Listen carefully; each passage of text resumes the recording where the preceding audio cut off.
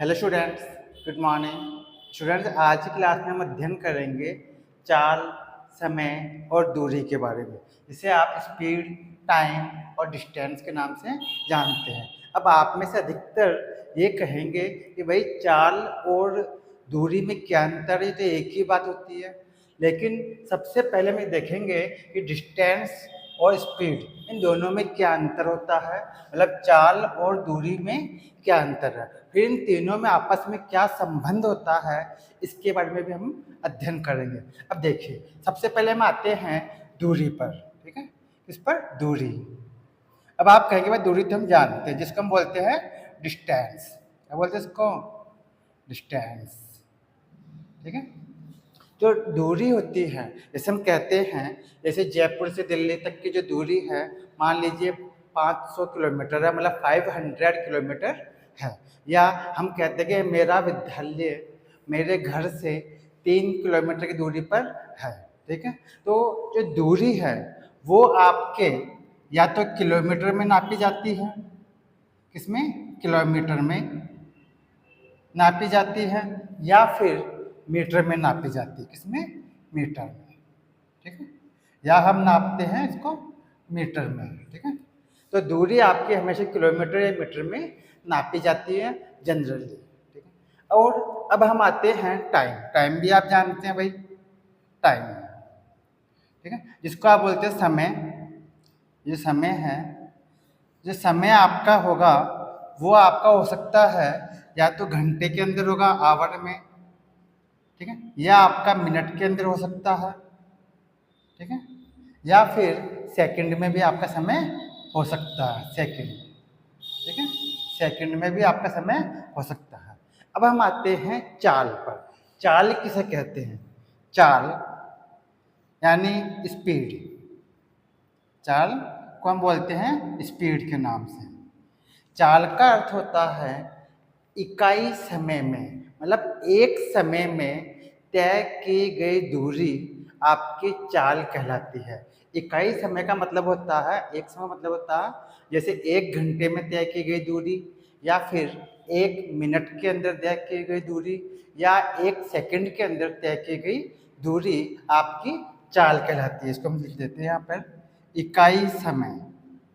ठीक है, इकाई समय में तय की गई दूरी, तय की गई दूरी क्या कहलाती है आपकी?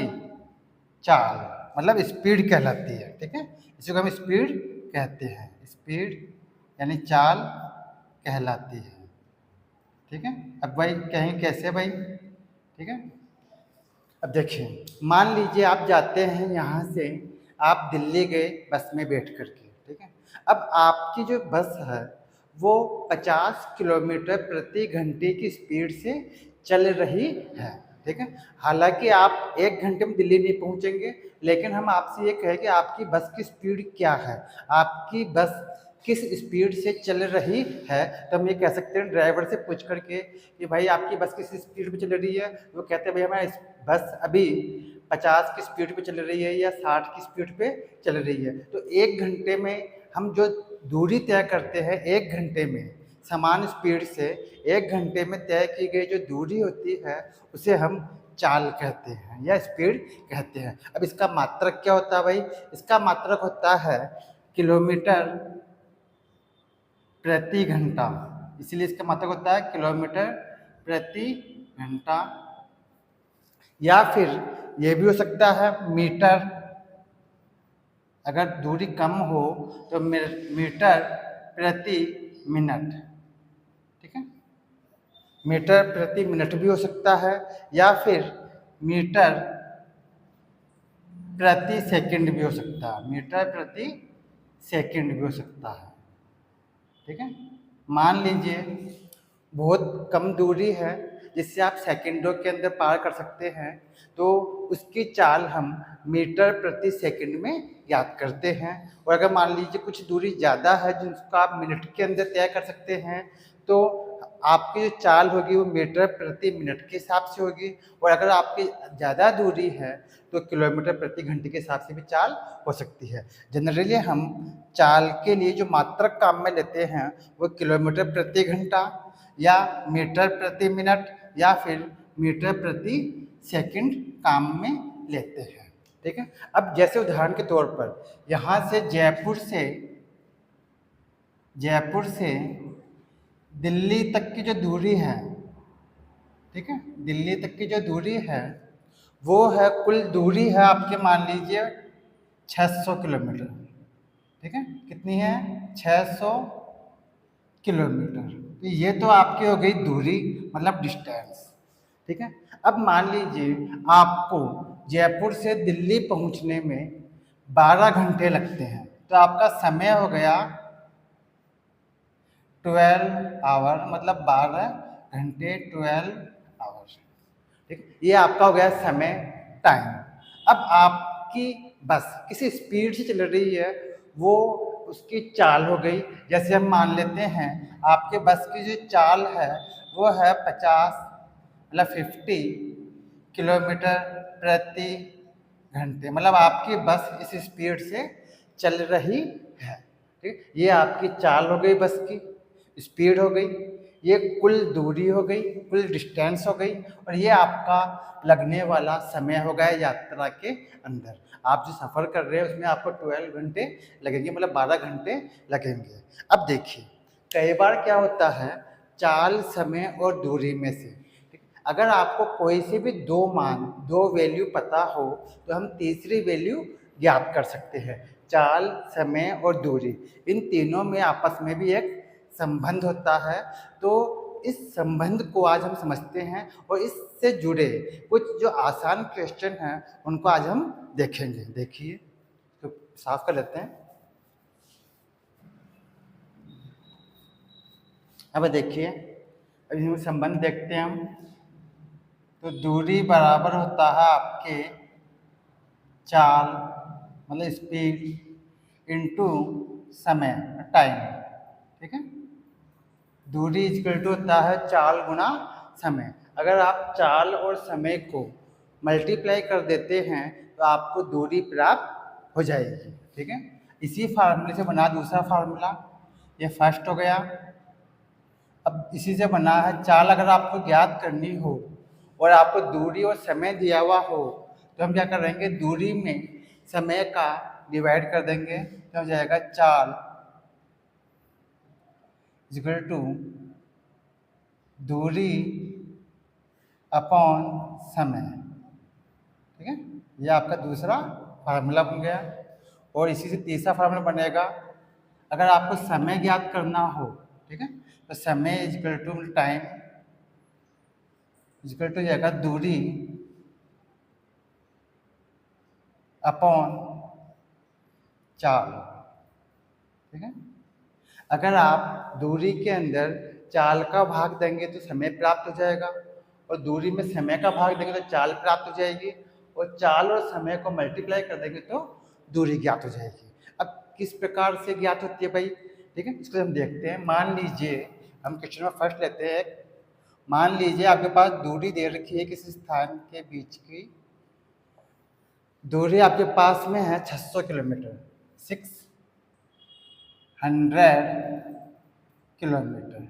चाल आपको दे रखी है 50 किलोमीटर प्रति घंटे की स्पीड से।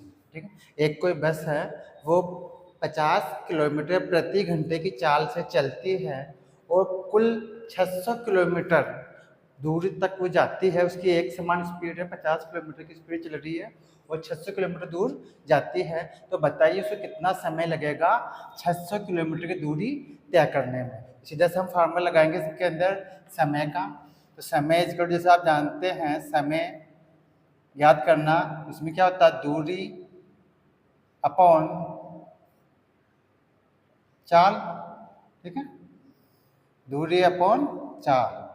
ठीक है, तो हम समय ज्ञात करने के क्या हो जाएगा, समय इक्वल टू आपको जाएगा दूरी। दूरी कितनी है, कुल डिस्टेंस कितनी है आपकी 600, 600 मतलब 600 अपॉन चाल, चाल कितनी है आपकी 50, ठीक है, 600 अपॉन 50, तो यहाँ पे डिवाइड करेंगे तो आपको प्राप्त हो जाएगा 12 घंटे, 12 घंटे या 12 आवर। तो आपकी जो दूरी है 600 किलोमीटर की, वो 50 किलोमीटर प्रति घंटे की स्पीड से चला जाए तो 12 घंटे में पूरी हो जाएगी। आप अपने गंतव्य स्थान पर पहुंच जाएंगे 12 घंटे के अंदर, ठीक है। तो ये हमने समय ज्ञात कर लिया इसी फार्मूले के आधार पर, ठीक है, समझ में आया कुछ, ठीक है। लेकिन यहाँ पे एक चीज़ ध्यान देने वाली ये है कि आपकी जो चाल है वो और जो दूरी है वो एक ही मात्रक में होनी चाहिए। अगर मात्रक अलग हो तो उसको कैसे सॉल्व करेंगे वो हम आगे देखेंगे।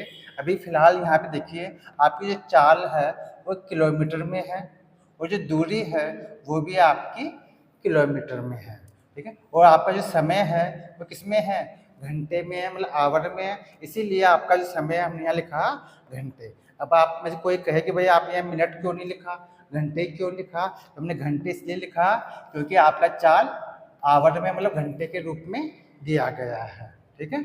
और यहाँ पे दोनों दूरी और चाल दोनों किलोमीटर के अंदर है, ठीक है। तो आपके ये जरूरी होता है कि चाल और जो दूरी है दोनों का मात्रक जो होता है वो सेम होना चाहिए। अगर सेम नहीं हो तो हमें उसको सेम करना पड़ता है, बराबर करना पड़ता है मात्रक को, वो हम उसके बारे में आगे अध्ययन करेंगे, ठीक है। अभी इतना समझ लीजिए कि दूरी किलोमीटर में है और चाल भी किलोमीटर में है। यहाँ पे चाल घंटे में दे रखा इसलिए हमने यहाँ पे समय लिख दिया 12 घंटे, ठीक है। अब देखिए एक और देखते हैं हम। अब देखिए इसी सवाल को हम चेंज करके दोबारा लेते हैं। मान लीजिए हम कहते हैं आपको कि कोई बस, ठीक है, कोई बस 600 किलोमीटर की दूरी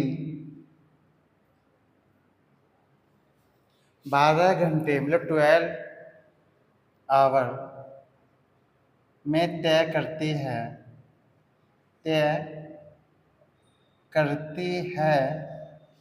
तो बस की चाल स्पीड याद कीजिए, ठीक है, बस की चाल कीजिए, ठीक है।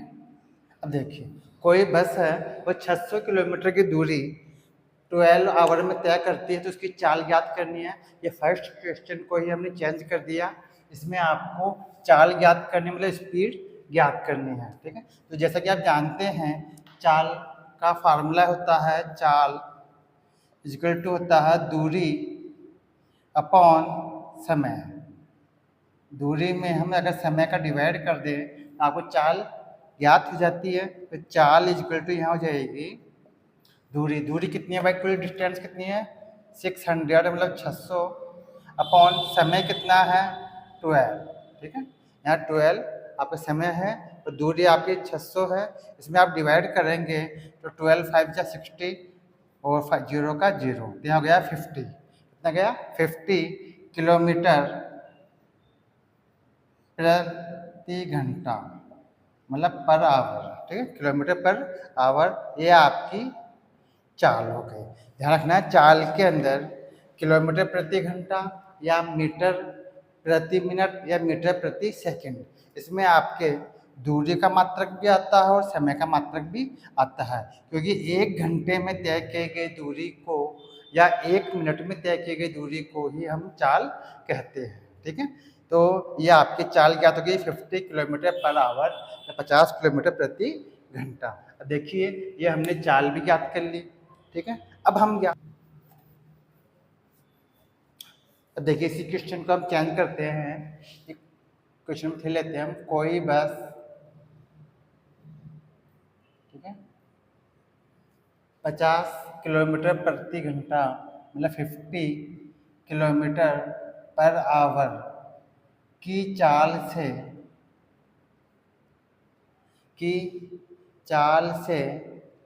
12 आवर मतलब 12 घंटे में कितनी दूरी तय करेगी, दूरी तय करेगी। ठीक है, अब देखिए इसके अंदर आप क्या याद करना भाई, दूरी ज्ञात करनी है। आपको चाल दी हुई है और समय दिया हुआ है। आपको चाल दे रखी है 50 किलोमीटर पर आवर और आपको जो समय दे रखा है वो है 12 आवर। आपको इसमें चाल और समय दिया हुआ, इसमें आपको दूरी ज्ञात करनी है। तो हम दिखाएंगे दूरी बराबर, दूरी इक्वल टू होता है चाल इंटू समय। ठीक है, तो दूरी आपकी हो जाएगी, दूरी इक्वल टू चाल, चाल कितनी भाई 50 इंटू समय कितना है 12, दोनों को मल्टीप्लाई करेंगे तो आपको इस तरह दूरी ज्ञात हो जाएगी 600 किलोमीटर। ठीक है भाई, तो स्टूडेंट मैं समझता हूँ आपको चाल, समय और दूरी इन तीनों में आपस में क्या अंतर होता है और इनमें आपस में क्या संबंध होता है, ये आपको अच्छी प्रकार समझ में आ गए होंगे। नेक्स्ट क्लास में हम फिर मिलेंगे, इसी से जुड़े कुछ बड़े क्वेश्चन हम सॉल्व करेंगे, जिसके अंदर आपके चाल को हम चेंज करना बताएंगे कि अगर आपके किलोमीटर प्रति घंटे में हो तो मीटर प्रति मिनट में किस प्रकार से हम चेंज करते हैं, या मीटर प्रति सेकंड में हो तो उसको प्रति मिनट में किस प्रकार चेंज करते हैं। ठीक है स्टूडेंट्स, नमस्कार।